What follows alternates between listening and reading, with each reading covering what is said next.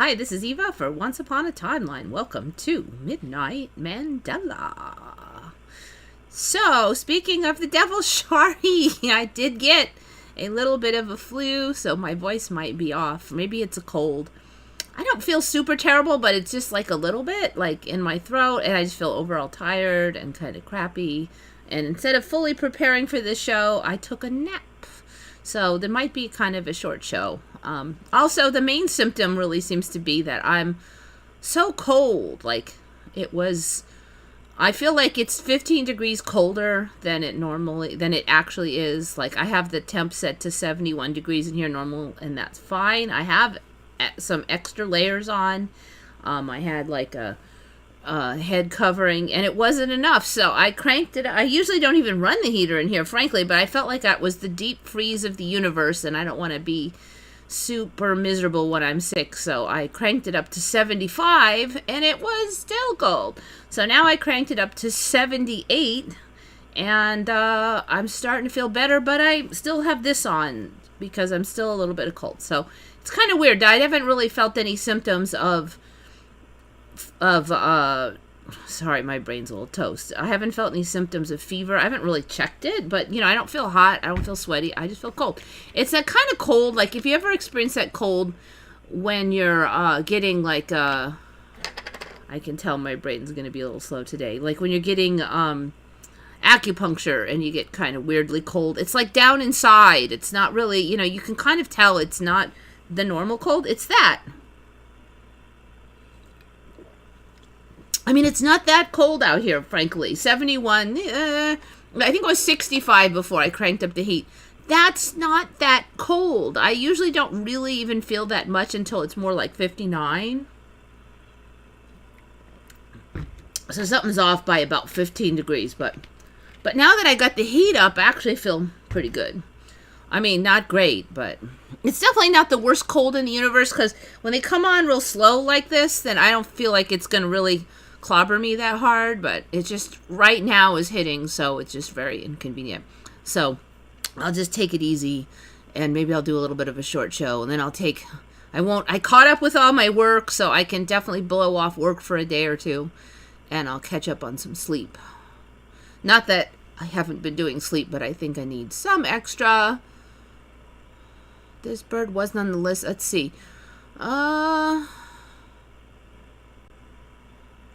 Kind of reading through the stuff. Anyway, so it's 7 minutes past Christmas. Merry Christmas, Happy Holidays, all that stuff. We're not really going to celebrate till the 28th anyway, so it kind of doesn't really matter. I don't know, you get older, you're like, Christmas, whatever. Especially because there's so much work to do right before it for my job, with shipping. My assistant had gotten sick right at the critical period, so I was pretty worn down by that. That might have contributed. On the plus side, this guy from across the street that works at the gas station, I trotted in there for something, and he informed me it was his last day because they kept making him work 16-hour shifts. And I always thought to myself, that guy would make a good employee. So I said, well, hey, you want to work over across the street for me? And he wanted about the same amount of hours I want to give him. And I started him, and he's working out pretty good. And so that kind of took the load off this week. I mean, the Christmas rush was over, but still. So serendipity, I did find somebody else, and I still don't know if my regular worker's coming back. If she does, we'll try to, juggle the hours, but I'm just going to have to cross that bridge when I get to it. So I kind of had this sinking suspicion that she probably will not be back or at least not for many hours, just because this whole thing happened the way it happened, and I got this employee dropped in my lap, and the timing was very interesting. So I kind of wonder if that means that I won't be getting my regular employee back, or I'll need both of them, or whatever. So my regular employee, her problem is in her leg, and we don't know what it is, but she's got pain in her leg. So it's pretty hard to work when you can't really walk around comfortably, and you're not going to want to work. You know, even if the rest of her is fine, she's not going to want to work. And I wouldn't want to work. Who wants to work? And she doesn't have to work because she has enough money saved up. I think she works more because she basically just is a kind of a workaholic, and it quiets her mind to have like an extra thing that she does a couple times a week. But she certainly doesn't need the money. So, I mean, couldn't blame her at all if she said, okay, I'm done. Is that the orb drone UFO on the thumbnail? Actually. Actually, that's a good guess, but no. And, don't eat Oreo. Okay, let's see. What's up with Oreo? Don't eat Oreo.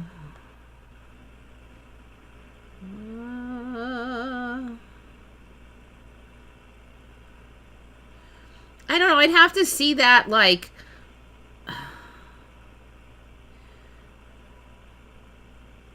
So the thing is, it's going to depend on how much liquid can boil it and stuff like that. So, like, that stuff in the back is probably, like, the white is probably cooking pretty hard, but the cookie part is an insulator. So I'd really have to see this compared to, like, a cracker. I don't know what the heat of this thing is, but sometimes they, it's not as hot as you think, let's just say. Actually, this is going a long time, though. I'm jumping. Well, no, we don't want the sound. Jump ahead. All right, let's see what we got here. Wait. All right, this cookie is, like, reddish hot. And they really didn't give you a good look at the last roasted cookie. So I don't know. I don't know if that really means anything. If these cookies, if they're an insulator, and if you put something else that's an insulator up there, if it would really change it. I feel like we would have to kind of put some like things up there. I never got heart palpitations for eating cookies.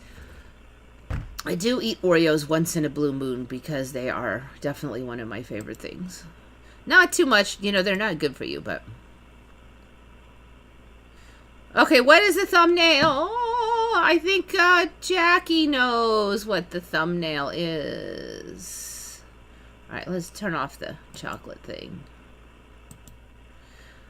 The thing with these, like, these little videos is they tweak them to make it as shocking as possible for clicks.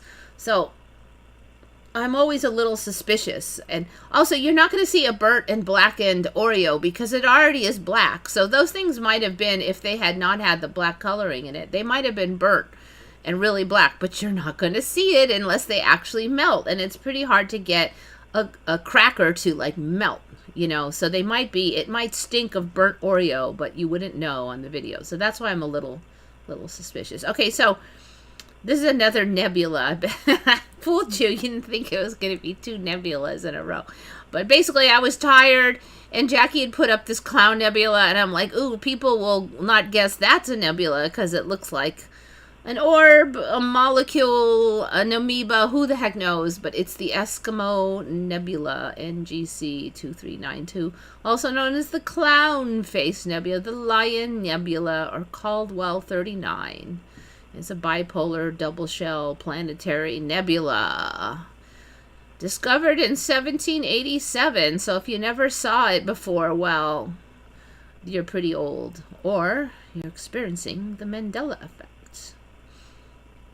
It's discovered in Slough, England.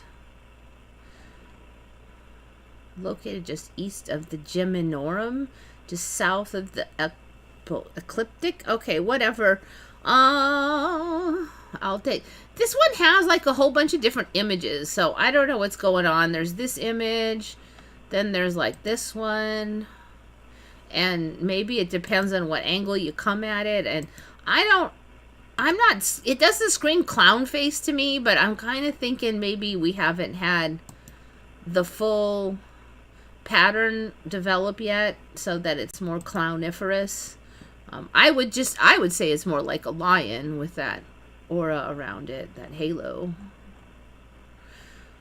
And some of them, it looks more brainy-like, but I think that's just, oh yeah, that's somebody's art project. Okay. So I don't know. Makes a good thumbnail, though. Yeah, the orbs. I noticed that there is definitely a story that the orbs are starting as, the orbs over New Jersey, etc., are starting as plasmoids or some kind of blobby thing and turning into airplanes. Now, I've looked at a few of these videos, and what I see is that from far away, it looks like just a dot, and when you try to zoom on a light, it's standard for it to become kind of like plasma looking because your camera usually sucks. And it's the same with true with stars and everything. So, you know, people say, okay, well, that just proves that stars are really plasmoids, but then if you get a really good camera with really good zoom and focus, it doesn't look like a plasmoid anymore, as best I can tell. But your crappy little cell phone camera, although better than days of old, are still not up to the task. So, kitties are in here, 2 of them. The same with most cell phones. Okay, so as the thing then approaches you, then you slowly see more and more detail on it, and then it turns into some kind of a plane, or you'll see whatever it is better. Not always, you know, and I'm not saying that's the case with all of these. But the ones I've seen so far, it does look to me like the thing is getting closer, because the bright light will get brighter and brighter and brighter, but then they'll have to rezoom, right? And then it'll kind of dim again, but then it'll get brighter and brighter and brighter. And then slowly we'll see more features come out as it's approaching. And then if it's shooting across like this, then you don't see that happen. Now, certainly I'm not saying it's true with all of them. We've had enough even expert testimony to say that's not the case. But right now, I am skeptical of the plasmoid theory of at least of them turning into planes. Now, I may go back and look at this in 3 months, and I'll have a whole different opinion of the exact same video, because that's what we see in this reality. The videos change over time, and we may be shifting into that becoming real, or maybe this is like a foreshadow, and this won't become real, but something similar will. Whenever there's a lot of attention on something, like a lot of global attention, I feel like something along those lines will shift into reality. I just don't know what it is. Maybe it's going to be some kind of hologram thing that we're going to get. Probably a bunch of weird stuff that's unknown. It's obvious the government is lying their pants off, because there's no way they're going to let a bunch of drones fly over secret military bases over and over and over, day after day after day, and do like nothing, unless A, it's ours. And why would we like fly over and over and over again on our own bases? That doesn't really make sense, unless B, it's a psyop, okay, and the ones in the base maybe were just told to stand down, okay, or C, it's like something we can't shoot down. Because that would explain it. If they knew we couldn't shoot it down, like they couldn't track it, they tried to shoot it, you look like an idiot when you try to shoot it. So that would be my guess. I actually am leaning on either psyop or they can't shoot it down. Because, I mean, come on. Also, we're also hearing a lot of yammer about them coming in from the ocean. I heard that like just today. Yesterday was kind of quiet, but just today. And there's also been a lot of talk about the main sightings being from like dark until 11 p.m. And I'm just wondering if that's like when people are out to see them, because people go to bed at 11. They're going, well, everybody sees them up till 11. Well, are many people staying up all night looking for them? No, most people probably look until 11 and go to bed. So unless people are staying up really, really late and they've really tracked that they only come out till 11, no, I'm skeptical, and I haven't heard that yet. Now, it may be true. It may be true, because that was one of the arguments for them being like some kind of hobbyist, and some of them may be, but I need to get a little more data on that. So I don't know. I don't know what's going on. I do think whatever it is going to be a harbinger of something coming into the reality. I'm not sure exactly what, but it'll be something like we're seeing. Like, it'll be reminiscent of this. There's no way that I feel like at this point there's no way that won't happen, because we've seen it with every large meme or interest in the world. So yeah, so some rumors today, I haven't really looked into them, but coming in, people are saying they're coming in off the Atlantic, which is the eastern seaboard over there on that side of the country. And people are finding them way out in the ocean. So that kind of like, I mean, are people like driving their boat way out there and then flying their drones? I guess it's possible, but it just seems to me like it'd be weird if that would be a lot of them out there. Unless it's a psyop. So, I don't know. We'll just have to see. Anyway, yes, this is not a drone. Actually, it's kind of interesting that I picked this. Just in my half-sick mind, I just went, that one. That one will confuse them. I kind of like to do one where you can't guess it right away. Okay, so... Don't eat Oreos. Yeah, I'm kind of wondering now if those Oreos were burnt to a crisp, but you couldn't tell because, you know, they're black. I mean, they're full of chemicals and stuff, but I don't think they're any worse than... I'm suspicious that they're any worse than all the other garbage food. I first heard they came from some Iranian mothership.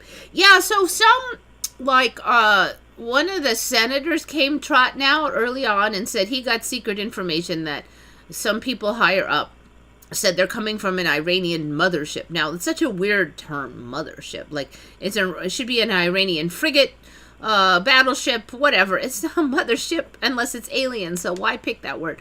Okay, so what I see over the years for our community, which is kind of I wouldn't say the Mandela is a conspiracy theory, but for the conspiracy theory community, is that people are told things that they are told, like I have secret info, and maybe there are in the military and stuff, and they let them in on the secret info that blah blah blah is going to happen, and then they say, you can tell all your people, and then everybody tells, and every last time that turns out not to be true, like, oh, by January blah blah blah is happening. It never happens.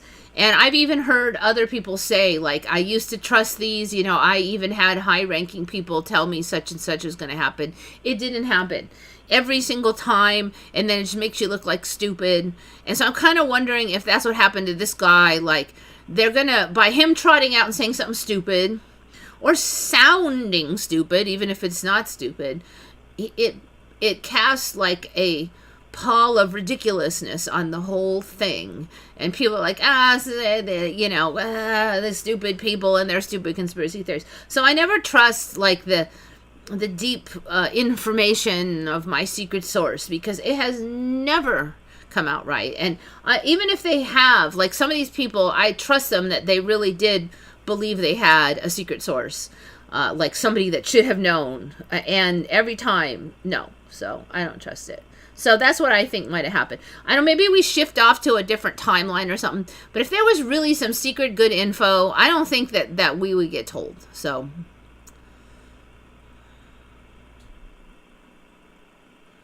maybe we aren't the only ones staying up till 5 a.m. Could be, but even then I'm not out there, you know, like how it's cold, it's winter. And so even though I'm staying up till 5, yeah, I mean, yeah. But I'm not outside because it's cold.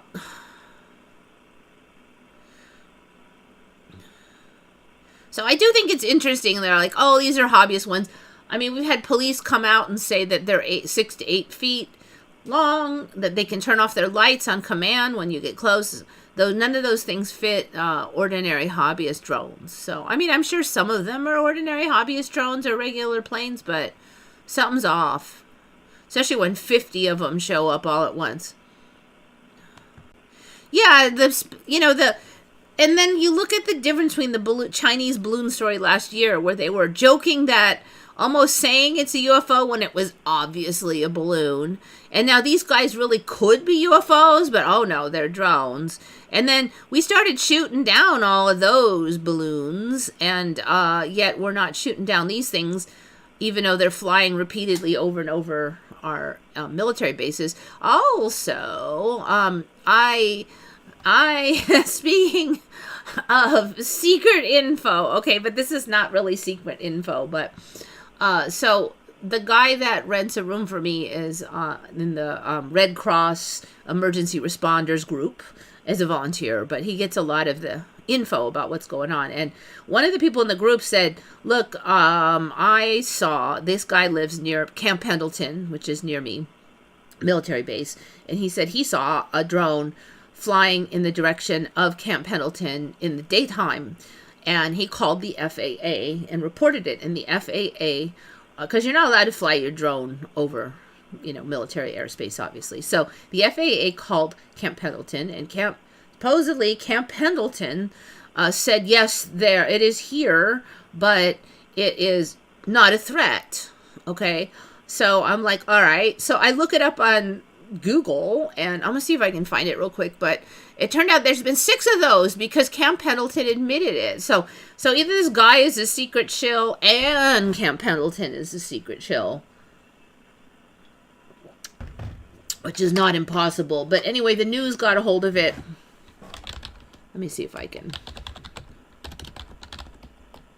Camp Pendleton drones. It was like about 5 days ago. Yeah, here it is. It actually was, like, I found it on NBC and ABC and all them regular channels. This is the first Marine Corps facility to acknowledge drone incursions during the recent wave of sightings at bases across the country. Okay, so there's I've actually never looked at the satellite view of Camp Pendleton. Sartain could not immediately provide details about how many drones flew over their origin, what actions were taken. We have asked for the details. There was no threat to installation operations. Yeah. Naval Hospital, Tactical System Support Activity, Weapons Field Training Battalion. Yeah, we have lots of interesting stuff at Camp Pendleton. It's not like a little podunk outpost. I know they said 6 times. Let's see. Early morning of December 16th and 17th. Okay, maybe a few more than 6 days ago. The the number of systems has fluctuated, and they have ranged in sizes and configurations. The number of systems, I think they mean like drones, whatever. Systems. Our units continue to monitor the airspace and are working with local law enforcement and mission partners to ensure the safety of base personnel. But they told the FAA that everything's fine, so I don't think the FAA is going to send out their drone trackers. All right, I know I saw 6 times that there were 6 different incursions, separate incursions. They did not say how many drones were involved in each incursion. This one's not saying it, so either it magically changed, or they're just not saying it, or they've changed it. When we detect them, we attempt to classify them and take appropriate measures. Is it possible that some are surveilling? Absolutely. But can you make that assumption in every case? Not necessarily. So, in each case. So what? Just let them fly over willy-nilly because you don't know where they are? This is like ridiculous.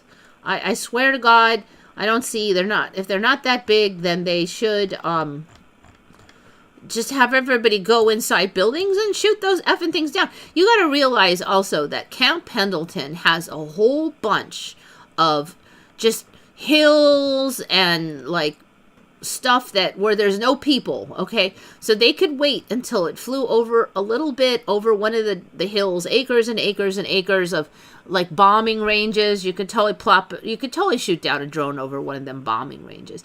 And, like, there is no excuse for them not to just shoot one of these effers down once it got past, like, the main facilities. I just don't get it at all. It's ridiculous. If you know Camp Pendleton, it's like, it's just acres and acres. I didn't even know it looked like what it looked like, because you can't even see it from the road. You just see acres of dirt. Acres and acres and acres. So the whole thing is, like, ridiculous. And it just gets more ridiculous. Have you heard of ice cream bean? Yes, I believe we've had those on. Early days. Ooh, they're big though. I don't think they were this big before. It is widely grown for shade, food, timber, medicine, production of alcoholic beverages. Let me see what they... Yeah, I don't think they were this big. Let me see now. Pop that sucker open. I can't really tell what they look like. Let's try a bigger one. If I remember correctly, they kind of taste like vanilla ice cream or something.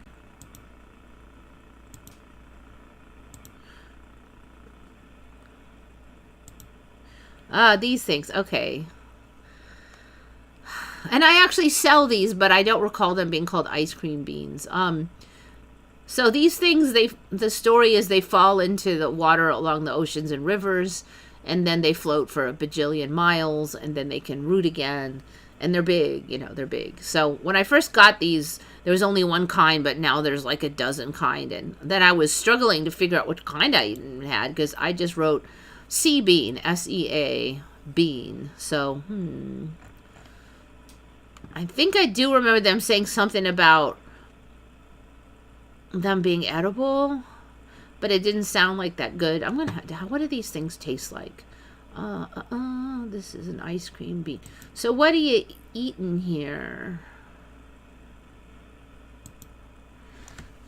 What does ice cream bean taste like?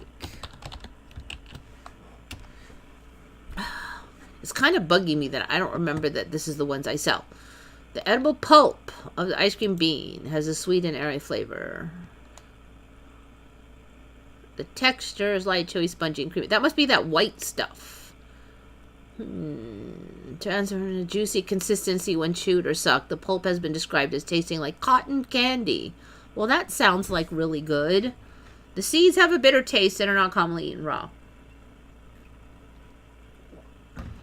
Dang, I'm kind of confused because I remember this story about the seeds, but I don't remember the story about the bean part. But I do remember ice cream bean and something tasting like ice cream, so I'm a little confused. No.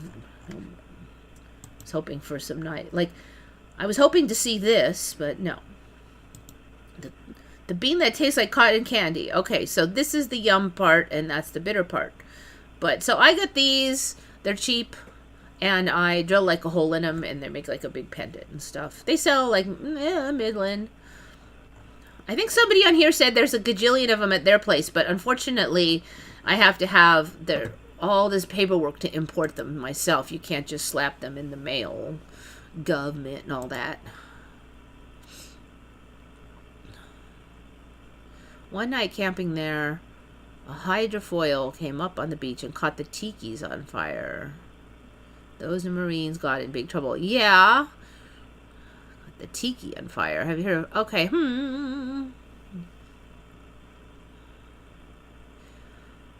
Those drones fly over every night for years. I don't know. I'm not... So this guy lives near there, and he said he never saw any fly over during the day. So, and the thing is, there's a lot of aircraft, like regular aircraft, using that airspace, so it would be pretty dangerous if drones were just bopping around out there.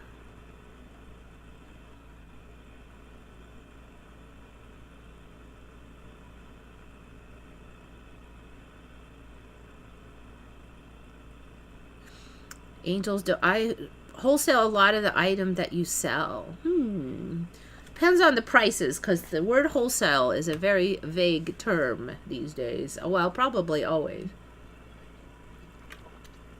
I go to Tucson. I go into the wholesale place, and that stuff that's in the wholesale, and they make me fill out all this paperwork.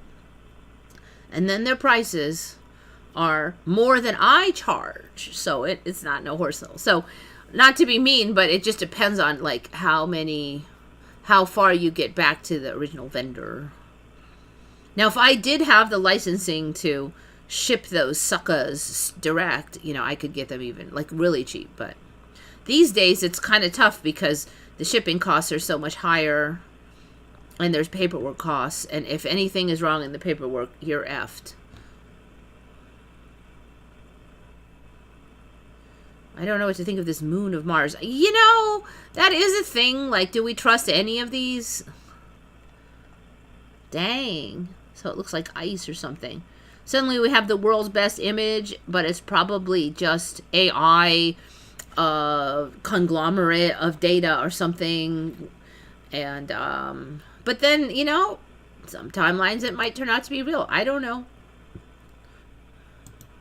But you dig up those things and you find out that none of them are actually photos like with a camera. They're all just data points that with some artistic license. Tucson sucks. I did the Mission Farmhouse.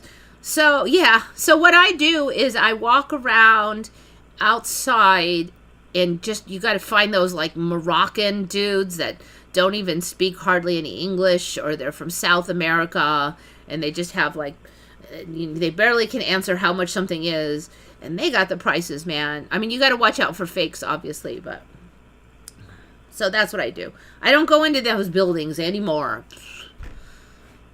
They're like in the back alley in the cheapest corner of, and also, what's that one? Oh, it's that big open air one. That one actually has a lot of those people's. If you hike way to the back 40 where like the, where it's just dirt.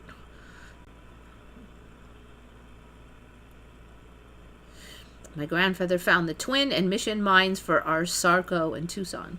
Cool. So, you know, I rarely buy anything mined in the United States just because the cost, you know, the cost of all the labor and everything, it's so high. And I don't do a lot of specialty, like really rare stuff. I just don't know it that well. And also, that market is very specialized, and my market is more like the average person, and I think it's easier to sell most cases to like the average person. They don't know if that bean is super rare or not. They just want a good price for a cool looking bean, you know. They're like, oh, it's $1, good deal. If I said, oh, this is a $30 bean because it's never been found, and they're gonna be like, $30 for a bean. Usually that it's harder to sell. Okay, so Jackie was talking about Pikachu. I know this is an old Mandela. So this is my old video. Apparently I used this thumbnail. I'm really skeptical that I used this thumbnail with like the ears cut off, a bunch of the tail cut off. This is actually the whole thumbnail here. This is missing. Where's the rest of this guy's tail? Okay. So what I remember the story was, oh my God, he doesn't even have feet. Was that, oh, you people are, in case people are wondering, it's that Pikachu does not have a black slash, you know, a black tip on his tail anymore, and a lot of people remember it. And the story used to be by the naysayers, you're confusing it with this guy. This guy has a black tip on his tail, okay? And that was the huge naysay. Like, okay, hopefully you guys remember the huge naysay. You're confused with this guy. And I feel like this guy's ears got a lot darker and stuff, but, and he's got like this throat thing now that I don't remember. I remember this guy looking a lot more like this guy. Okay, and I think it's Pichu. Although I swear, I thought it was a different name, not Pichu, but okay, Pichu is the current name. I was actually confused because now you look here, I don't see a black tip tail.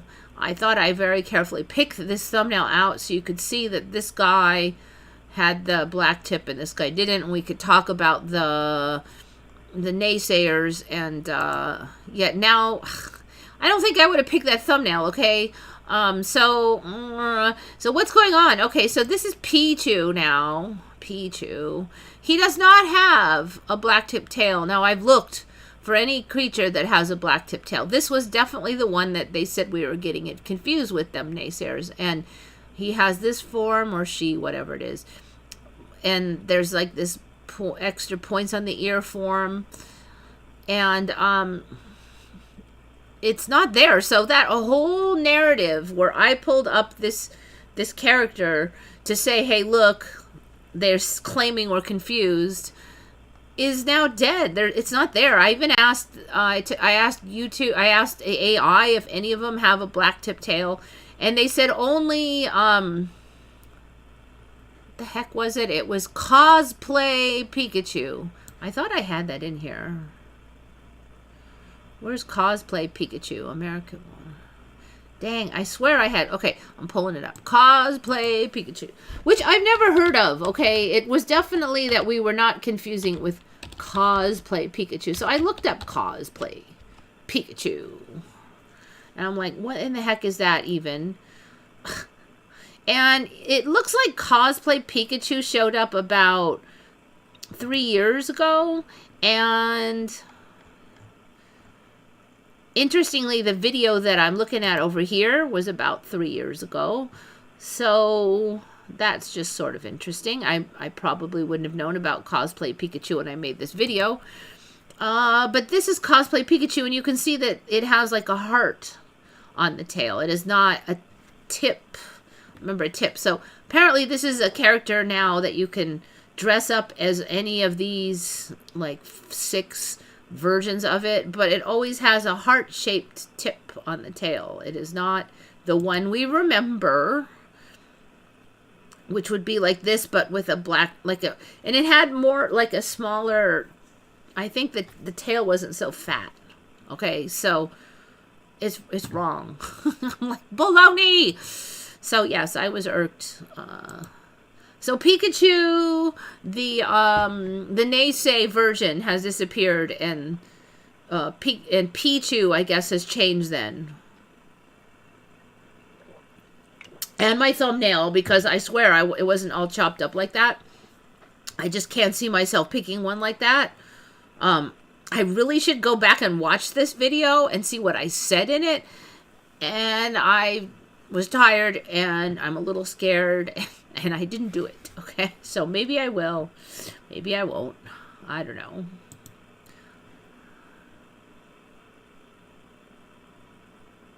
In the original cartoon, I never saw Pichu. That was another thing. Everybody's like, Pichu? Who the heck is Pichu? Yeah. I couldn't find the convos anywhere. All I saw was, like, they didn't mention the Pichu confusion at all. I did some Google and I didn't see any mention of the Pichu. I think there might have been 1 or 2 mentions of the cosplay one, but that didn't even exist.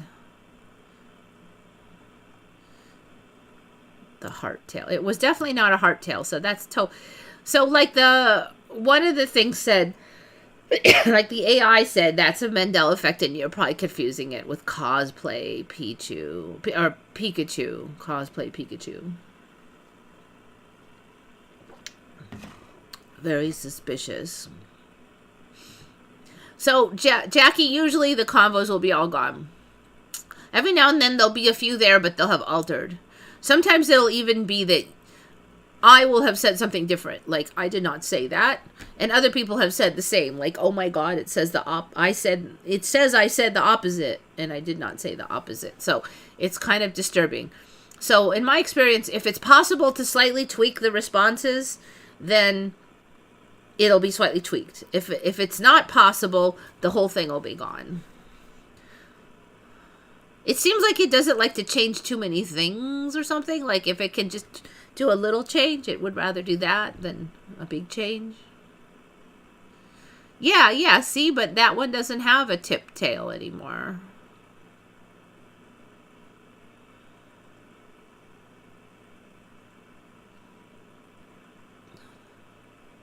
He never had a black neck. Yes, I agree. It didn't have I called it the collar a minute ago, but when he first showed up, now I'm not a Pokemon expert, so I wasn't prepared to say I was sure there was no such thing as Pichu because of that, but I did look at Pichu a lot when this one changed, when Pikachu changed, and so then I can say, look, this one looks different for sure, just because I looked into it. I'm like hesitant to go deep into the Pikachu lore because I didn't know it that well, but that one I did know.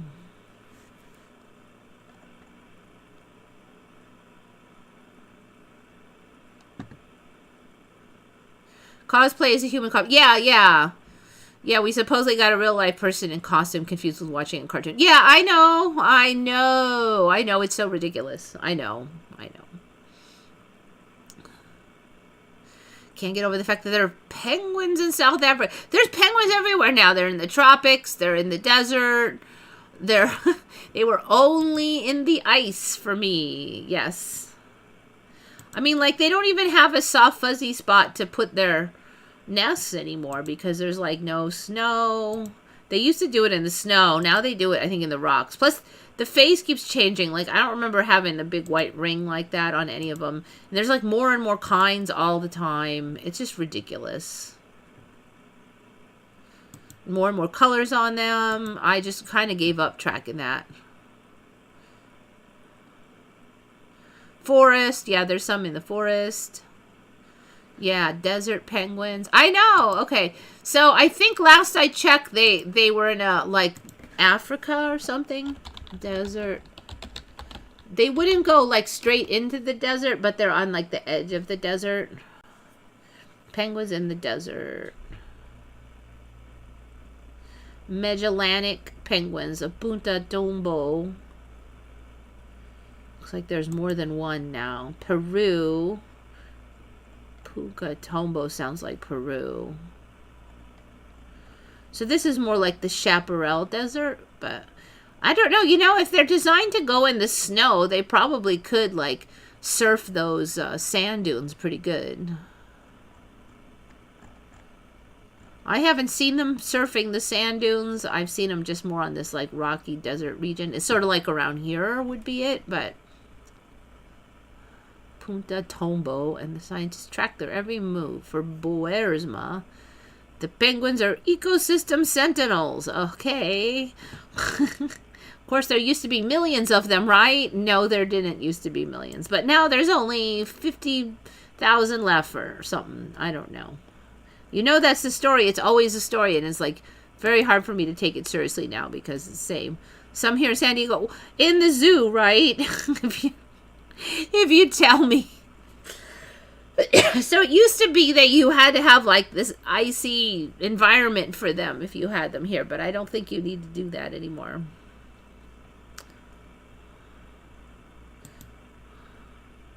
Oh, those African, known as Cape Penguin or South Africa. I think those have changed a lot because I don't remember them being that weird.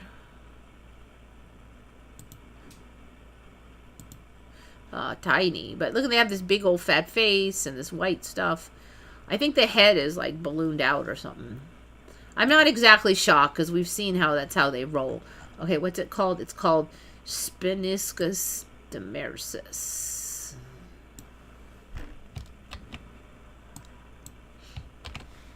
And I think they'll continue to get weirder and weirder because that is just how things go. Okay, so it looks like right now it must be some weird male mating maneuver or something because they don't all have it.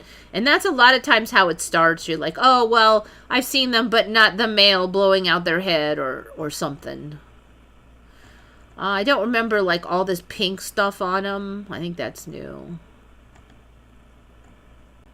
Seriously? I mean, you're like in Africa and it's like the sun is beating down on you, but you have like a pink skin right there. Does that even make any logical sense? It's like you're gonna get some sunburns, some skin cancer, whatever. I mean, that's the current storyline for pink skin stuff. Look at that. That's ridiculous. Pink skin stuff in the high deserts. Okay, Spiniscus. Looks like there's a lot of them. Oh my gosh, look.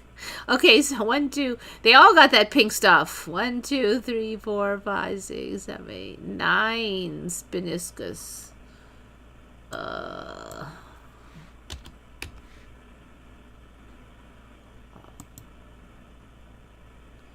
Banded penguin. The banded penguins are penguins that belong to the genus Spiniscus. There are 4 living species, all with similar banded plumage patterns. They are sometimes known as jack-arse penguins due to the loud locator calls, sounding similar to a donkey. Of course. All right, so there's 4 extant, which means currently living. They all look similar. So these have definitely split into more. This is why I just can't keep track of this stuff anymore. It's just too ridiculous. All right, I was looking at Jackie's mentioned the Yeti crab, which I was gonna say, oh, that's an old one. But first of all, some of it has like this yellow dots, so I don't remember that being a thing. And that's the one I remember. But now we have this one, like apparently another kind was found a few years later, which I'm very skeptical of. But so now we have these two Yeti crabs. That's the original. That might be the new one. You could kind of bet that these are going to get weird too.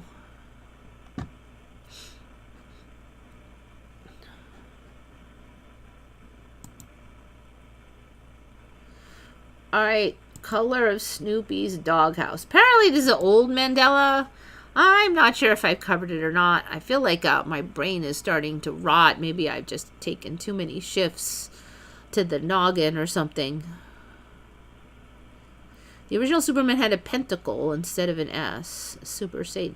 I don't remember that. Now, I've looked into the S, and some years ago, the Mandela was, hey, the S looks weird. And then we looked into it, and they're like, oh, it's never been an S. It's the symbol of his home planet, which isn't an S. It's actually just a symbol. It just happens to look like an S. I don't know. The whole thing is weird. Used to be an S. Now it's the symbol of his home planet.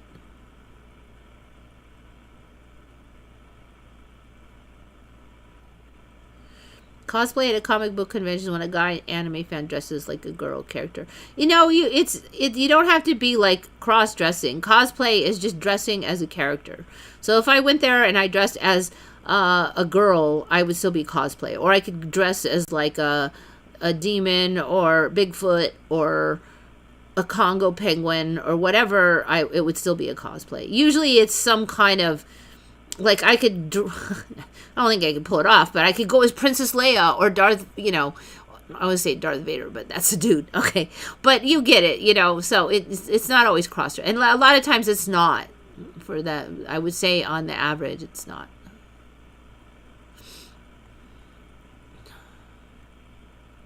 Irish penguins. Did we cover Irish penguins? That's crazy. Irish penguins. Are we serious? I don't remember covering Irish penguins. Irish penguins.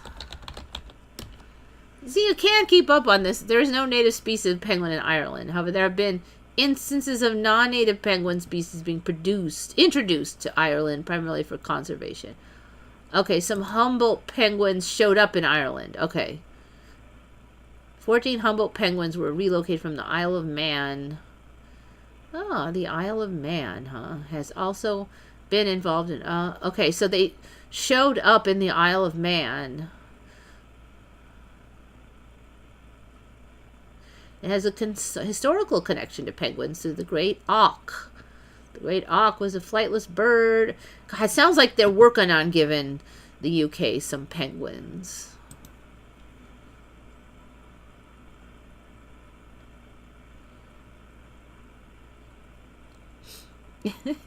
I know.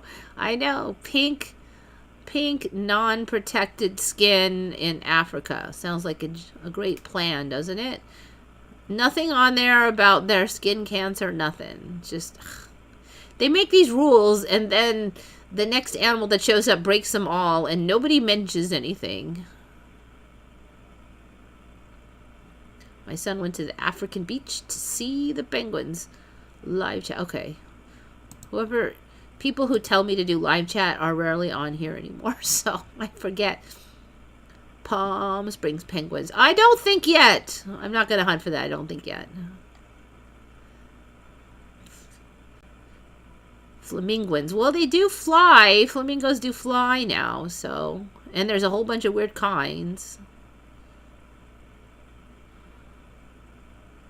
Golden furry crabs. I know. That was an old one for me, that particular fuzzy crab.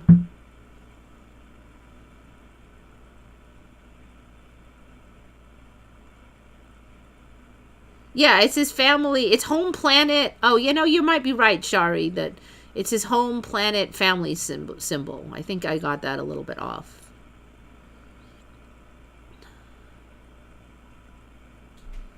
It's the symbol from, you're right. Penguin.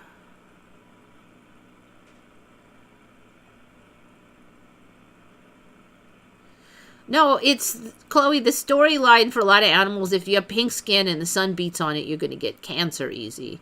So, like, if you have horses that have a lot of pink skin, they're like, oh, you better put suntan lotion on them. They're prone to cancers and lipomas and stuff on that area, blah, blah, blah. So I guess the storyline might be that a lot of these horses came from, like, the UK or something, so they wouldn't have a big problem. And I'm a little confused because I know there's some white ones that do come out of like the Arabians, right? So, like, how come we have white Arabians, you know? But everybody just ignores that these days. I don't remember there being white Arabians originally, horses, but turkeys don't drown staring at the sky or eat till they explode. I don't know. I had looked up those and it did say they were legit at the time. I actually looked up those a long time ago. And I don't know what to say. They didn't say it was an old wives' tale back then. I mean, yeah, I know there's a lot of weird fetish cosplay, but I wouldn't say if you went to the average convention that the majority is that. The majority is people, like, dressing up as their own gender. And it's definitely easier to do that, too, since you already look like your gender. Okay, Snoopy's doghouse. So Jackie found this one. I actually remembered it being like white, and I think it either had a brown or red roof. I think at some point it had a red roof, but I thought it was a brown roof, so I'm not really 100% on that, but I really thought it was white. So apparently years ago there was a Mandela that it turned red, but then if you look now, it says, okay, it was blue in one show and red in the rest of them. But see, this is what I remember, which is interesting because there's some there. Like, there's something that still remember, like someone remembers my way. But most of them have it red now. But there's one show, and that was, see, and the AI even says it was a Mandela effect. Was blue in the TV special A Charlie Brown Christmas, and it was blue in just that one.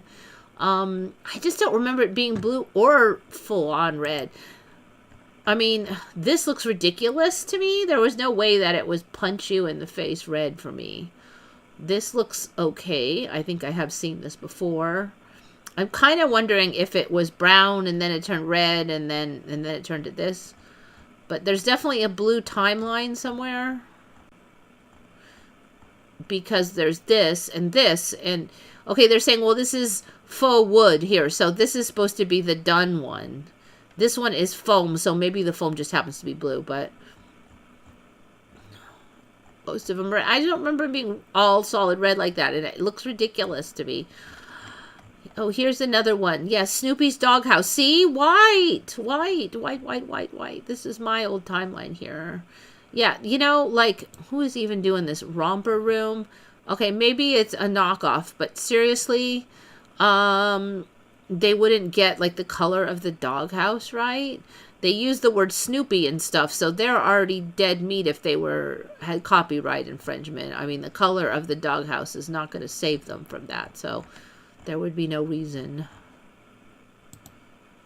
Okay, here is the old. So, yeah, it was blue in A Charlie Brown Christmas special. And then, of course, here's the naysayer. I don't remember that storyline of there being an excuse of it being blue. But you can see in these memes here that there's a little bit. This one is probably from that, and it's blue. I tried to find gifts from that one Christmas special. Here. It's weird to me because there's like snow and then it's blue.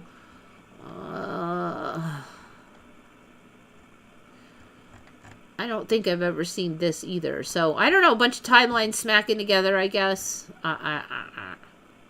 What can I say? Yeah, it's only blue in that Christmas special, TV special. It was white and red. Okay, so you remember the snow cone maker was white and red. So that, I think, was my timeline.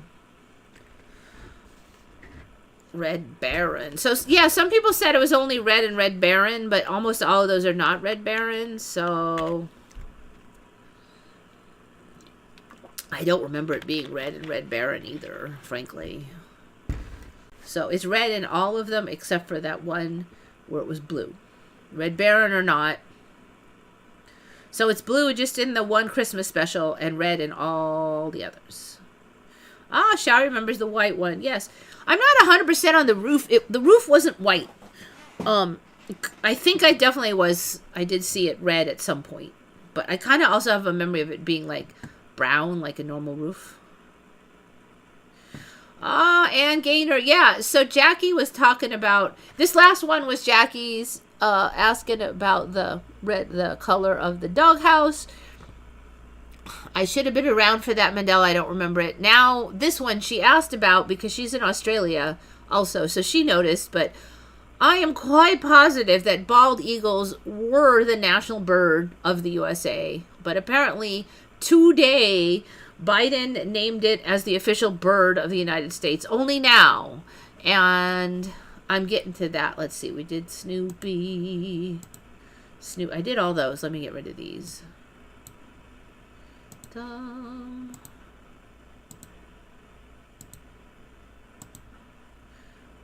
going to do coat of arms after I do this one.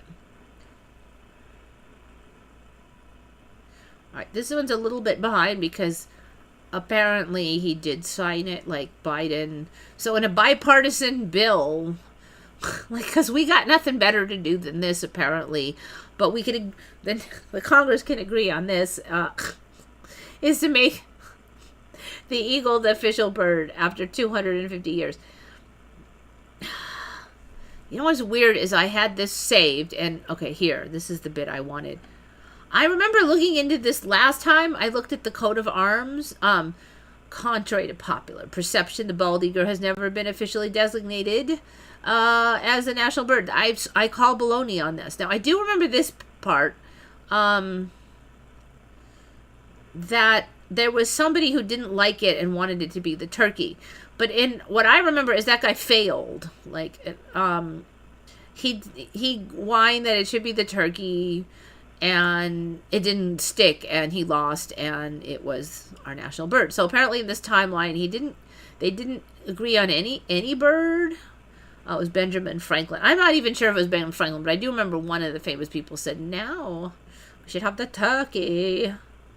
Now, granted, this storyline only showed up a few years ago for me anyway. In a 1784 letter to his daughter, he preferred the turkey as a national symbol, citing its much more respectable and true original Native American qualities. Benjamin Franklin, what does he have to do with picking the bird? He was just an inventor, though. It's kind of weird. I thought it was one of these other guys that had more clout. I wouldn't swear to it, though. The bill now awaits President Biden's signature. Well, my understanding from what I read on the clicks is that Biden signed it. In 2007, the bald eagle was removed from the endangered species list. Yeah, we were told that for sure it was going extinct. For sure. It was only a matter of time. Oh, you horrible Americans have caused your own national bird to go extinct because you're greedy, awful people. And, of course, it didn't happen. So that's one of the reasons why I do not trust that narrative anymore.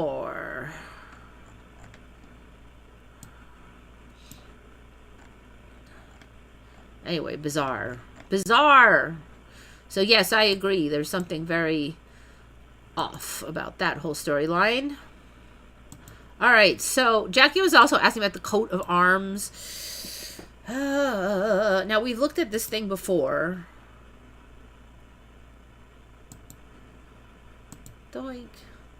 Oh, and this thing, I was like confused about this thing. I swear it's gotten bigger since last time. What is this freaking thing? I don't think there was this many stars and it was this big last time, but I do remember complaining about this. I don't remember the bird looking all like having two eye things and looking all like crabby and having this big bumbly thing on the beak, but I mean that's how the birds are now, so This thing, okay, I think I might have discussed this before, but I thought this was a shield. It looked like a shield. It looked way more like a shield, and I think originally it was totally just like a gold shield, and then it kind of got this look, I think, last time, but now it doesn't hardly even look like a shield. It's just like slapped there from like Mars. It doesn't fit with the rest of it. It looks ridiculous. I don't know what's going on, but it looks ridiculous. I think the feet have gotten bigger, but we know the animals' feet have gotten bigger. This tail thing, where their tails are white now, that wasn't a thing for a lot of people, but it's been that way for a while. What's up with this, like, tail, like this giant fat area? Like, it looks like a fish butt with feathers or something. I don't know why this is so fat. Way back, there didn't used to be the feathers all over the legs, but that's been a long time. A lot of people remember this once being olive branch, but no more of that. I feel like that might have changed since last time. It's a little different. Like, it has all these berries, and I don't remember all these berries. Maybe there was a few. Something looks a little different. So I think this thing has changed. We did have the arrows last time. What is this crappy arrows, all gray? Gray arrows, what's up with that? Who picked that color? Picked brown arrows, like they're metal arrows? I don't know. This is kind of weird, actually. I can't remember if that changed, but now that I'm looking at it, I'm like, that sucks. You've got the brown, just make them brown. We'll find out we shot metal arrows back in 1776 or something. So that's the Great Seal of the United States of America. Right now, anyway, until further notice.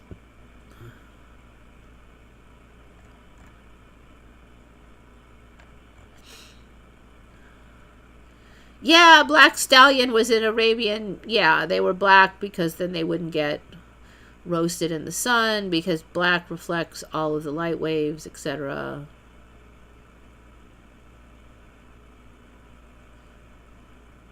The Isle of, the Isle of Man's gonna get renamed the Isle of Woman. Just wait. I wouldn't be shocked. I would laugh, but cosplay as Nelson Mandela. Yeah, he's kind of skinny for me, so I don't know if I could pull that off very well.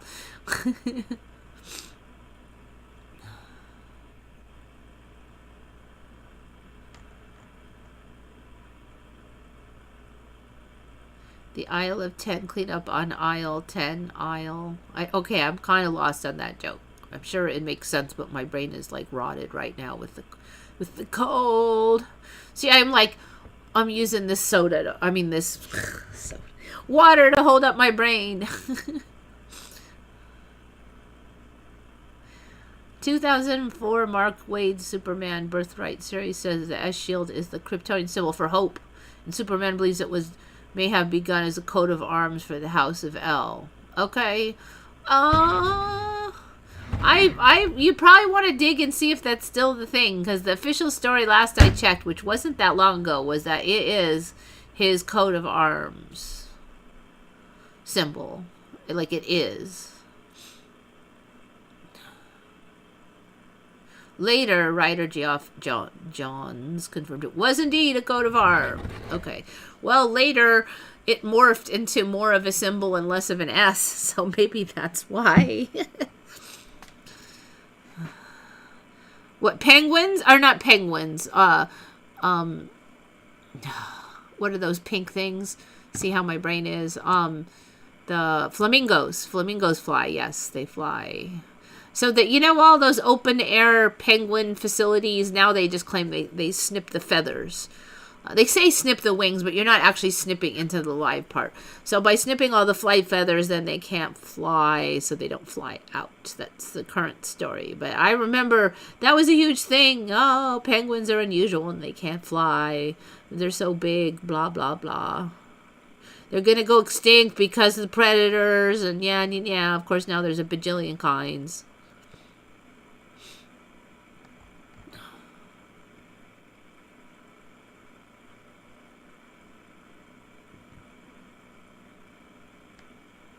This place is beyond whack. I know. I know. I should talk about some of the stuff okay, so... I'm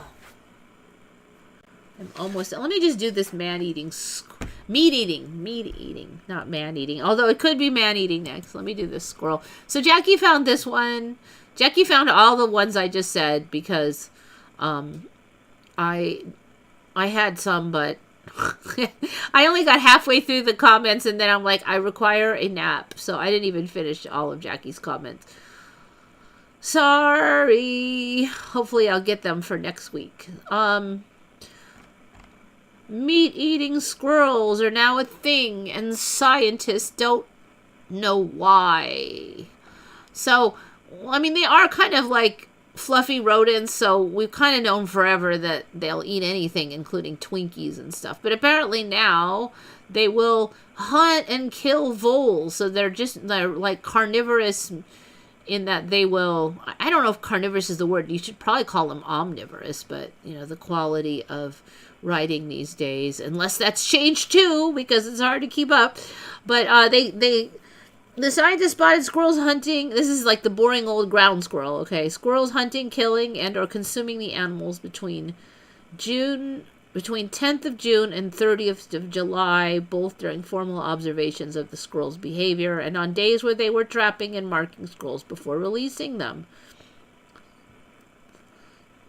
Out of 74 observed interactions with voles between June and July, 42% concerned active hunting of the animals. Okay, so 42% of the time when they see a vole, they're hunting it. Like, we just missed all this behavior, apparently, in the common ground squirrel and never knew that they're carnivorous. I've never seen this. We have ground squirrels. I've never seen them hunt diddly squat, so what the heck? I don't know. Squirrels are one of the most familiar animals to people. We see them right outside our windows. We interact with them regularly Yet here's this never before encountered in science behavior that sheds light on the fact that there's so much more to learn about the natural history of the world around us. Yeah, especially when it keeps changing. Best characterized an opportunistic carnivore rather than a granivore. Isn't that like an omnivore? They're going straight to carnivore. I mean, if you lay anything down, they'll eat it. Like, one thing I can promise you is that if you feed the birds seeds, you will have so many freaking squirrels. You will have squirrels migrating into the country from other countries to get at your seeds. So, I don't see how they're a carnivore. Omnivore, I can bite omnivore, but pardon the pun. How widespread the hunting behavior is among squirrels and whether it is passed down. You can almost assume that it's going to be passed down. So we've seen this with a lot of the previous herbivores. I mean, this one's not even that shocking, but it just kind of shows. Dang, the advertising on the side over here is really bad. I'm deleting it. Okay. Like we saw, hippos they're not herbivores, and horses will eat like carcasses and rats, like, and they'll just chomp them down and all this baloney. So, you know, there's not very many herbivores left. And even like the great apes, they used to be a thing where like, oh, you know, our closest relative is a vegan, so we should be too. Well, they're not anymore, so you don't hear that story anymore. All right. Irish penguins. All right, but that is my saved ones, but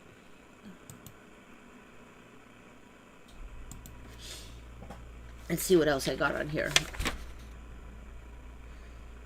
Okay, so as you may know, there's a black cat that visits here, and on 12/20/24, he showed up with a bunch of white hairs all over him. And this one I know is a Mandela, because I used to, when I was trying to find his owner, one of the things that I noted was that there was not a single white hair anywhere on him.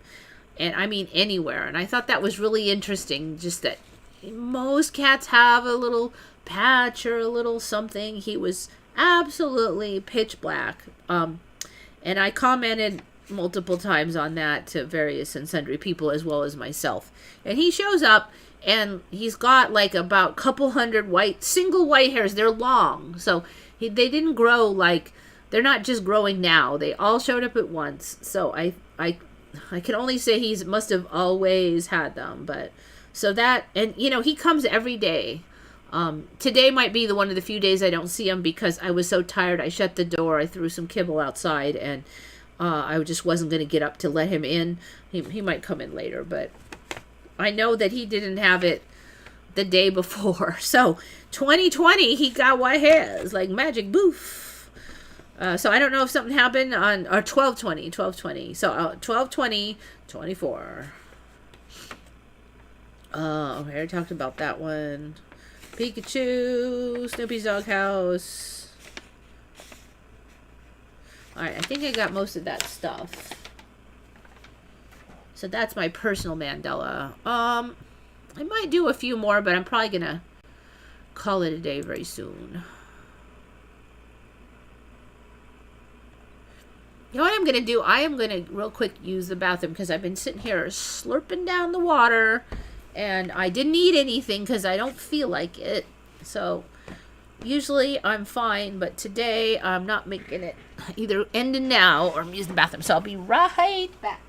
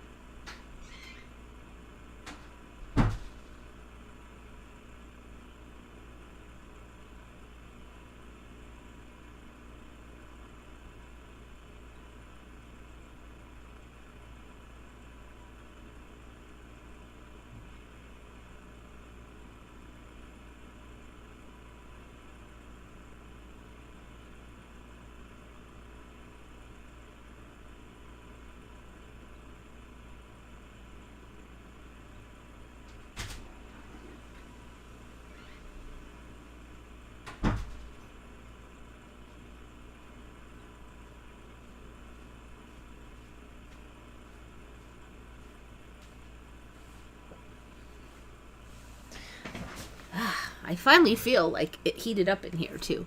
I think the cold thing like went away because now it feels like 77 in here. I think I'll leave it until I leave though.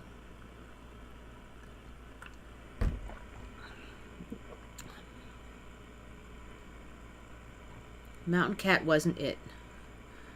Wasn't it because of the shrimps? Flamingos are pink because of the algae. That was the story. Not sure if it still is. Let's just see what the AI... Not that you can totally trust the AI, but... Because sometimes it remembers the old way.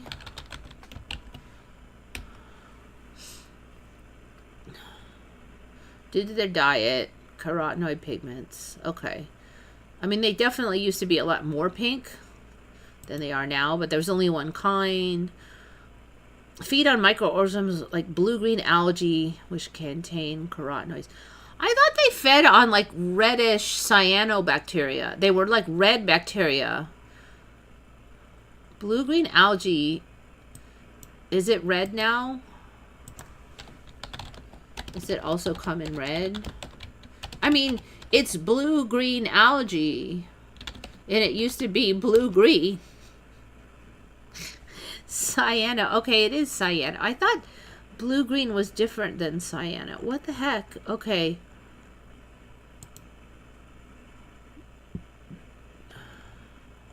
I don't see any red stuff. How does blue-green equal a red Is blue-green algae red?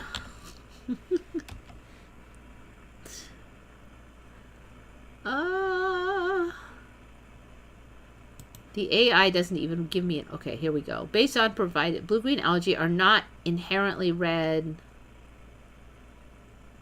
yellow, brown, or black pigmentation due to presence of other pigments like carotenoids. Why are plants red in color at the bottom of the food chain?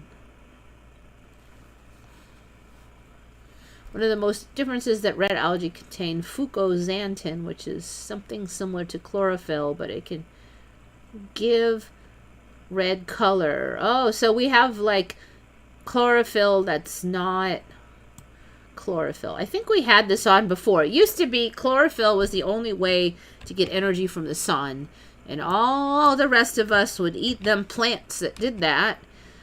I don't know why lately I'm saying them. This timeline makes me want to talk like a hillbilly or something. Not a very good job of it, but fucoxanthin is a xanthophyll. It is found in an accessory pigment in the chloroplast of brown algae. An accessory pigment, giving them a brown olive green color.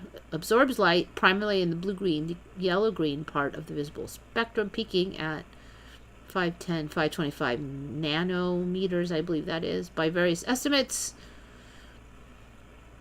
Play a role in light harvesting as part of photosynthesis. Xanthophylls are a subset of carotenoids. I remember carotenoids as being more like to protect from the sun and like to deter consumption of them. But I don't remember there being a subset that is actually like replacement. Well, not a replacement, but that is able to do what chlorophyll does. But now, surprise, surprise. So there's a bunch of these xanthophylls. Fucoxanthin is a xanthophyll that contributes more than 10% of the estimated total production of carotenoids in nature. Oh, across all of the creatures, it's already... Okay, so... Yeah, so chlorophyll is not the only guy anymore. I think we've had this on before, but now there's a whole bunch of them. If they fed them purple algae, they would be purple. I know, I wonder... I mean, what are they eating that's red? I remember them eating something that was like reddish. If you drink a bunch of grape soda, your excrement will turn green. I've never had the pleasure. Does purple and brown make green? No, it doesn't. So it doesn't even make sense. I don't know if you're pulling my leg. What do you think of all the drones appearing over New Jersey? And what are the plasma... I covered that mountain cat earlier, so if you go to the beginning of the show, once it gets all uploaded by YouTube, which shouldn't be too long, you usually get the first 2 hours right away, then we can go over that, because I did yap away quite a bit, so I don't want to bore people with a repeat. They're eating Twizzlers. Yeah. I don't know, the stories keep changing. Whatever kind of storyline makes for some kind of weird animal, that's going to be the storyline. So that diet thing is still true, but the food source actually has altered some characteristics. All right, I'm trying to remember where I left off. I don't think I did the skating dog. I just wanted this on here because I've had these skating animals before, but they're just getting, like, so much better at it. Like, so much better. This dog can, like, totally... I don't want to totally do the whole thing because I might get in trouble, but... Like, he can steer, and... Okay, look, there's a slot. He's gonna... Now, who knows? Maybe he missed it 500 times, and they only... included this one, but it looks like they jump off and then get back on, so he jumps off, and this is sped up, okay, so he's not going quite this fast, because you can tell by how his feet move, but he's clearly steering here, and they weren't as good. There were no dogs as good at skate. When they first showed up, they could barely even get on there and just kind of cling on there and hope they didn't crash anything. So this guy's just like cruising. This is like ridiculous. Okay, so anyway, that's my point. Like they can even like push, like stand on there and push with their paws now and everything. So I call craziness. And this is not the only video like this on here. It's not just this one pooch that can do this. I think I had this on just because it was just weird looking. Doink. The nictating membrane on birds. I remember that only being on amphibians when it first showed. So this is how they blink their eyes. I guess they don't want to. Would they not have regular eyelids? I'm not even sure now. They used to have regular eyelids and nictating membranes, but I guess now, when the first story came out, it was like they just use the nictating membranes for like water and stuff, but apparently now they just use it all the time.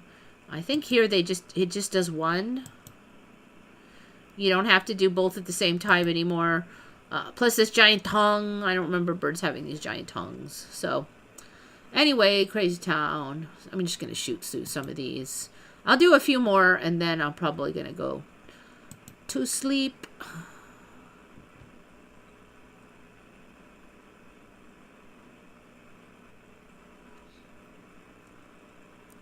Shari, I got the same thing. I've just been working really hard on taking vitamins and stuff. Like, I check, and it's helping. It really is. I mean, it's not 100%, but, like, every vitamin, I just, like, check what I eat, and then I check how much of that vitamin is in there, because you got to.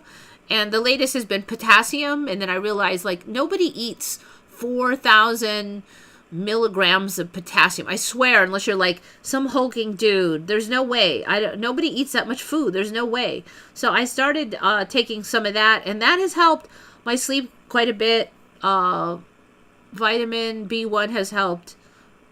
Iron has helped, because I looked and I'm like, okay, how much meat do I eat? I thought I ate tons of red meat, and then I started calculating. I'm like, I'm not even getting half my RDI. And that is assuming that the statistics they give you are accurate and what's in there, which they might be actually much lower. So that has helped a lot in stuff. It just has helped me so much. I'm not going to say I've sorted it all, but I mean, I used to come in here, crawled in here half dead, like worse condition than I am right now, to do these shows, and I have a lot more life force now. So it may be, I don't know, the shifts or something requires a lot of vitamins. I don't really get it, because I seem like I was much more healthy on even a worse diet, I think. Like, maybe we'll find out that garbage food is actually better for you, because I didn't used to eat that good. So that's the irony. Why do we need that much potassium? I don't know. Like, there's storylines that we used to eat more and then like have more energy, and we've like somehow wanked up our energy system, and so we would eat more and then we would get more potassium and all those things. But that's a storyline that's kind of developing, that we've all the chemicals and garbage has screwed up our system, and that it's not, maybe there was way more potassium in the old foods too. I don't know. Beans have a lot of potassium, but you still got to whale on them, and a lot of people don't digest them that well. And as much as they have a lot, I mean, are you eating like a gallon of beans a day? Because I bet you're not. And when you start calculating it, like a serving of beans is like 600, I think, milligrams. So you got to eat like, you can need to get 4,000-ish about. So 6 times 5, 6, 7. So about 6 or 7 servings of beans daily, if you're going to get your potassium from beans. Now, you might get some from meat or something, so you just need 5 servings. But still, nobody does that. I mean, almost nobody. Bananas. Okay, bananas. I looked into them. You need to eat like 10 bananas a day to get full potassium out of bananas. They always say, oh, yeah, bananas have a lot. They have like 10% of your RDI. It's like nothing. So it's like, it just makes me so mad when they say that. There's, like, best I can tell, there's nothing that has a lot. Now, in comparison, if you want to get your RDI of, like, vitamin C, 1 orange will get you there. 1 juicy, fresh orange, boom. Now you got your RDI. Now, you could argue that you probably want to get more than the RDI, but One will get you there. But certain vitamins, there's nothing that have a lot. Magnesium, there's nothing that has a lot. Unless you, like, one weird thing, like, I think there was a lot of magnesium in, like, natto, I think. And it's gross, and most people don't like it. Unless you were raised with it, then you might like it. But it's not an American thing. Iodine, there's almost nothing that has it in America because we don't eat a lot of seafood. Now, if you're in Japan and you're whaling on that, it's actually seaweeds, you know, if you're whaling on the seaweeds daily, then you could get it, but we don't. Now, it used to be in the salt, but they took it all out because of this new trend with the pink sea salt. Got none. So nobody's getting their RDI. I actually get the iodized salt, and I always use it for this reason, that I thought I've got to keep my iodine now. Then I actually calculated how much salt I eat a day, and even though I feel like I'm liberally slapping it on, I am not eating even half of the salt I need to eat to get an RDI of iodine, and I eat very little seaweed stuff, you know, certainly not daily. So I'm not getting even half my RDI on most days. And then, okay, well, there's salt in processed food. That salt doesn't have iodine either, so all that salt you get in processed foods, So it's very tricky. I think it's like a giant gaslighting. And then you look up, Google says, the average person gets plenty. Well, calculate it. Because you know what? I bet you don't. I bet there's a whole bunch of them that you don't get plenty. Okay, avocado. How much magnesium does one avocado have? How much? And most people don't eat a whole avo, but let's see. One avocado.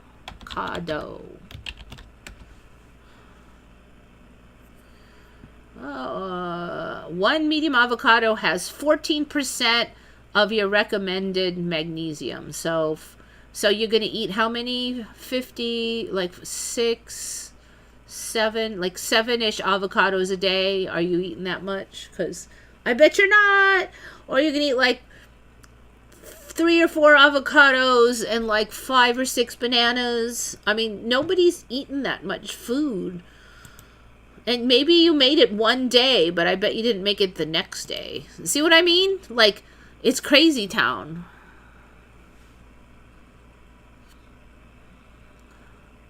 So they say, oh, avocados have a lot of magnesium. It's total gaslighting, and you calculate it on some of them.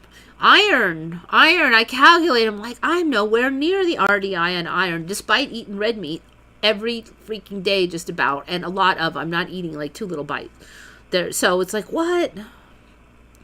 You know, I eat very little processed food, but even these are regular foods, and this is assuming that what's in there is what they say is in there, which I have suspicions, because most of these vitamin contents were developed in the 60s, and everybody I know that has taken a grocery store fresh food and had it assayed for actual vitamin content found it to be about half of what the claim was. So even if you think you're getting the RDI, you're probably only getting half, is my guess. I mean, you'd have to check every last one, but there's issues. Then you look at all the chemicals and everything, which may in fact be increasing our needs on some of these.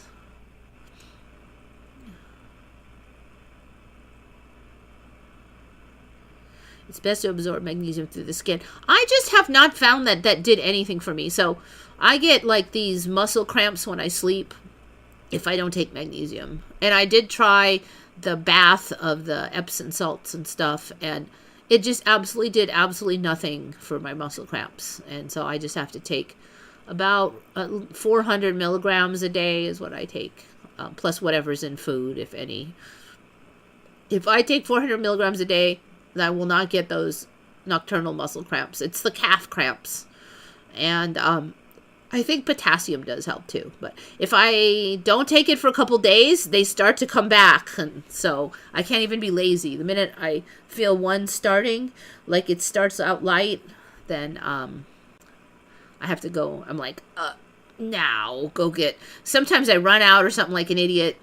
I have to immediately go get some. Like, I actually went straight to the store. Like, I don't want to have a worse muscle cramp tonight, so I'm going straight to the store. It actually works pretty fast, too, because if I take them, then the next day I'm not getting that muscle cramp. So So yeah, I don't know. I mean, if it works for you, I don't trust it because, like I said, it doesn't work for me. And you're not, if you don't have a symptom like I do where it shows right away if you're not getting it, then it's going to be harder to tell. Now, I'm not saying I know everything, but I just, if you have a symptom that you know, otherwise it's going to be really hard to figure out what's going on. Sure, I'm sure it is, but man, fish doesn't have magnesium. Rice has like nothing in it as far as nutrients, just about. I think in America they spray some B1 on it, but when you cook it, it kills most of it anyway. What is it with you and olive branches? I remember them having olive branches. They were always using olive branches to say, like, we don't really want to fight. But I guess we do want to fight now, so no more olive branches.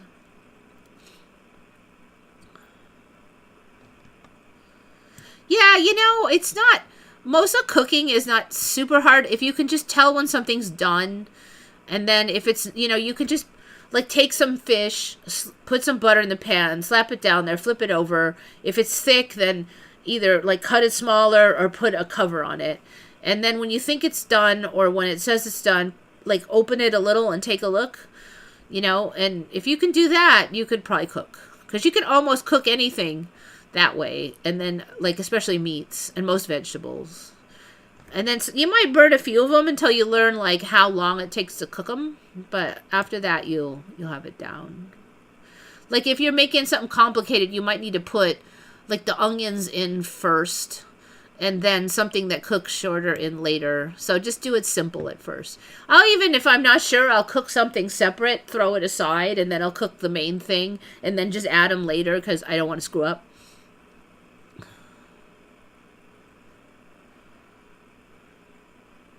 Give it good vibes. Yeah, I don't know. My main problem is I sometimes get distracted and then I burn stuff because I'm over there, like, doing something else because I don't stand there and stare at it.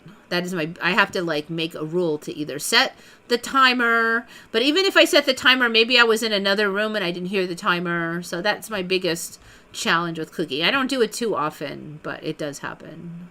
Oh, what's that burning smell? Oh, dope. Alright, so Sahara is full of lakes. Man, look, I'm 2 months behind. Some of these are not, like, totally insane, but parts of the Sahara flooded for the first time in decades. Yeah, I don't think these are going to go away completely and the Sahara is going to get lakes. Did I have this on already? I think I did have this on. It sounds familiar. So it's getting harder to remember stuff. Sahara's got the lakes where rain fell in just 2 days that is usually seen in an entire year. Whatever, it didn't used to make lakes anyway. Scientists say that these rains are, I bet you they're going to say climate change.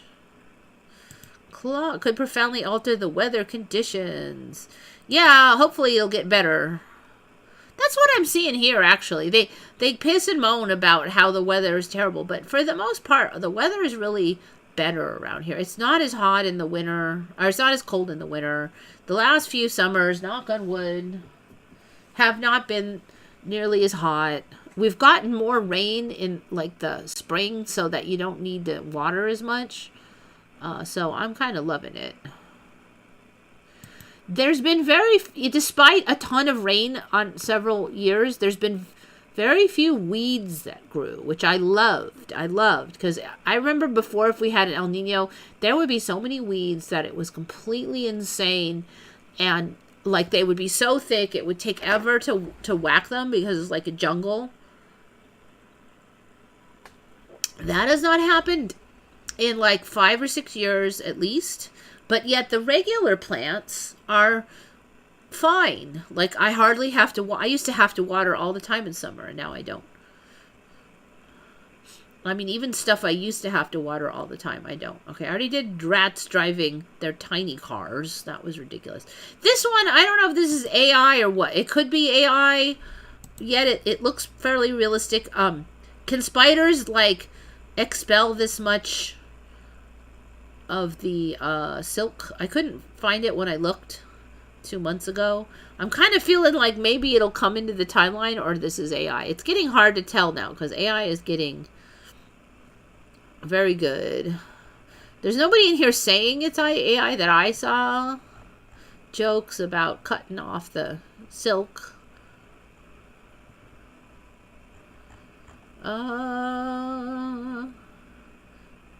So I don't know, but I couldn't figure out what spider this was. So I don't know. If it's AI, it might become true soon. It's fairly realistic looking. Although it looks like a bumblebee, that's kind of suspicious, but I don't know. AI or not AI? Does it really even matter anymore? Glacial melt. Glacial melt is now bright blue, apparently. Isn't that pretty? It looks surreal. The intense blue of glacial melt water results from glacial flower. What a glacial flower. Have you heard of finely ground rock sediment created by glacier movement? I'm going to write that down so I remember to put it in. Glacier flower.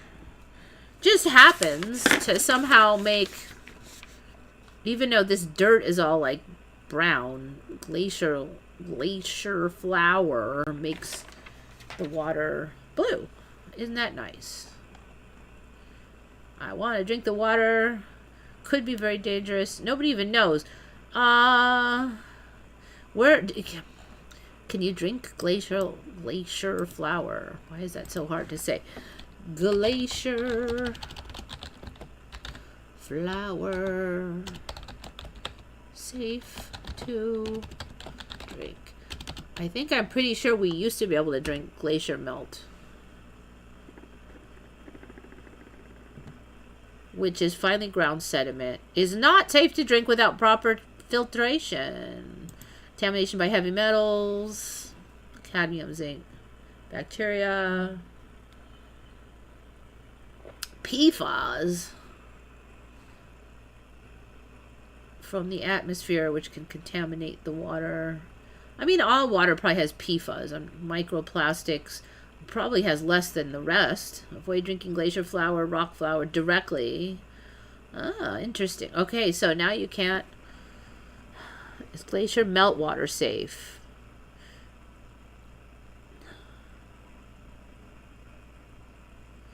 Okay, so it's not safe anymore? Without first boiling it down to remove the excess amounts of these elements. How does boiling remove the elements? I could see it killing germs.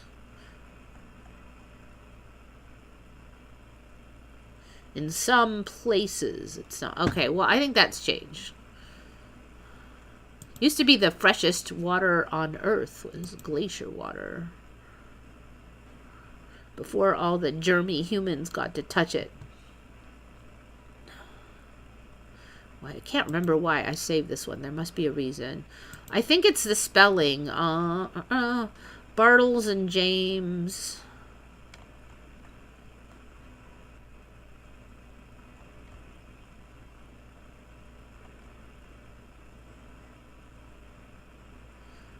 I think it was the spelling. Dang, now I can't remember.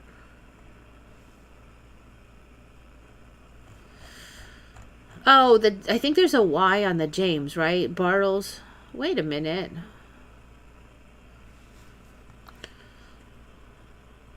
I thought there was a Y on the... Okay, wait, let me see. Bartles and James. It's 2 months ago. Now I can't remember. And James. Alright, that is the spelling I remember. Ah, yes, yes, yes. Okay, so this person did it wrong. Bartles and James. And they left off the Y, which is... It's why it looks correct to me, because it is correct. But in this timeline, there's a Y on Bartles and James, which I say is not right.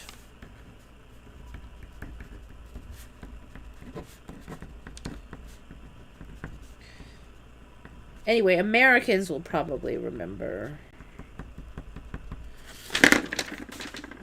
There was no Y. That's ridiculous. Okay.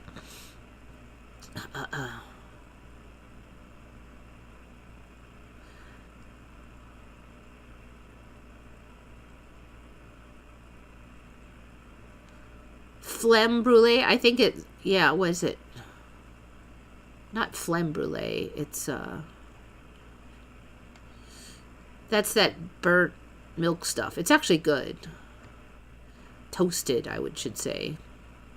Creme brulee. That's the word.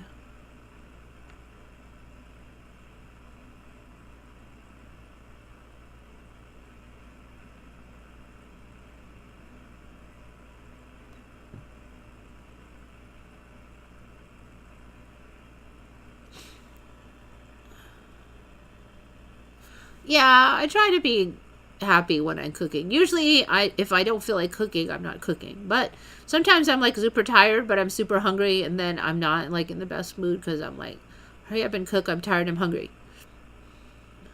Because I really don't like too much junk food. So even when I'm pretty tired, like today especially, I'm like, I'm going to cook something. So I don't eat junk food when I'm already kind of sick.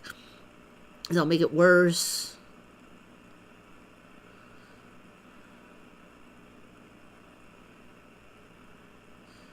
AI was defeated in the Bible. So creme brulee, they just lightly run the torch over this milk concoction, like cream, and it just kind of toasts and makes it sweet, like a sweet crust, but it's not burnt, and it tastes like really sweet, and it's good. I never make it myself. It's kind of a hassle, but it's not that hard to make. I've seen how they do it. It's just, I just want one, and all that hassle to have one or two. I don't think it's going to keep that long, so I usually just eat it in restaurants.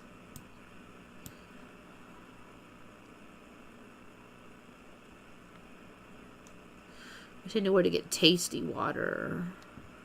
I don't think it tastes as good as it once did, water. Yeah. It used to be so good. Oh, look, I'm almost done. All right. This is why I always say I'm going to go for an hour because I'm really tired. And then I'm like, I'm going to go 5 more minutes. I can do 5 more minutes. And then next, no, I did the whole thing. And then I'm going to take a nap. And then I'll drive home after I take my nap. Oh, this weird thing. Again, this is another one. Is this like AI? Did they like light something on fire? See, there's like more of these. Is it some kind of gas thing where they're hunting for oil? I've just never seen this before, so I don't know what to say on this. I mean, I don't trust this comment here, but so is this like the oil-rich deserts or something?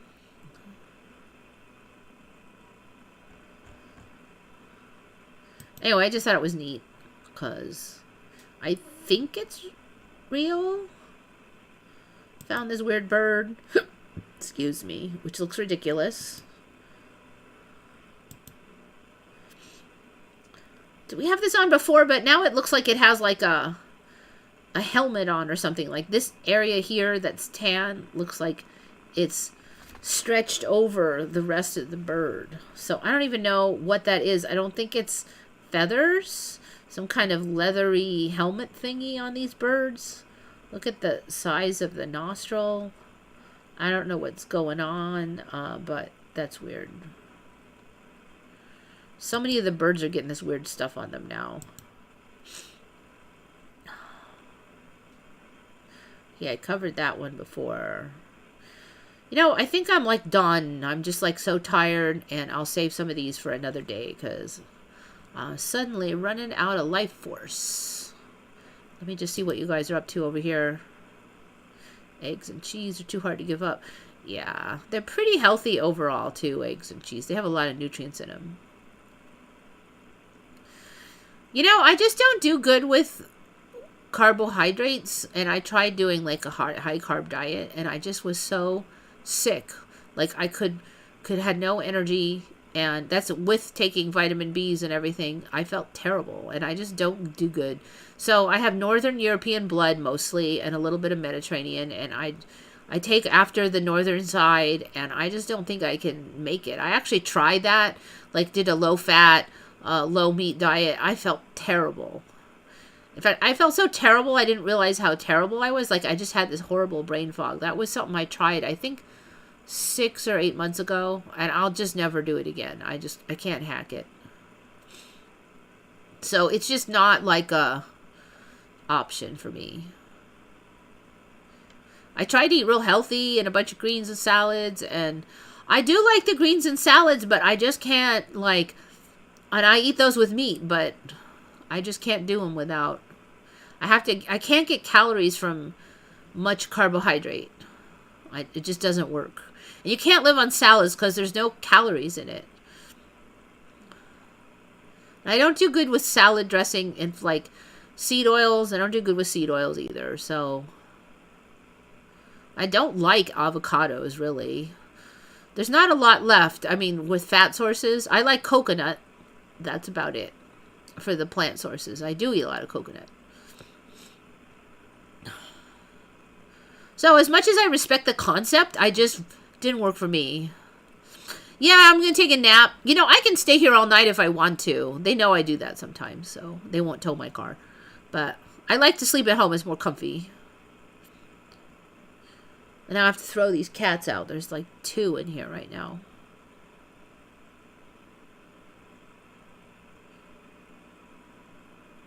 So yeah, it's 1:50. I have 10 minutes to 2 here.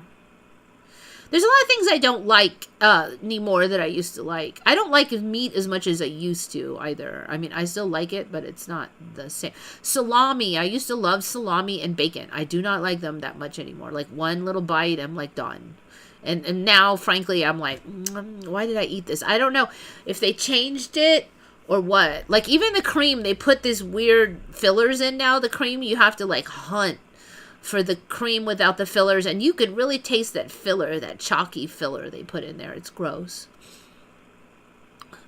So, sometimes when stuff tastes weird, it's because they changed it. And then if you can find the old school one, suddenly you're like, oh, that's how I remember it. So I'm really suspicious of a lot of that. I thought they were Mandelas, but I mean, like, you know, the U.S. has the crappiest qualities of food, the processed food. So, like, it might be still good in some countries, but I think here it's like, no. So, like, yeah, I have to take calcium. I take calcium every day, even though I do eat some dairy. I don't get nearly enough. I don't. There's just, like, I don't know. I just can't. I don't eat enough food. Even if I eat healthy, I just don't eat enough food for most of these nutrients. Calcium's another one. The nitrogen air of Orion makes food less yummy.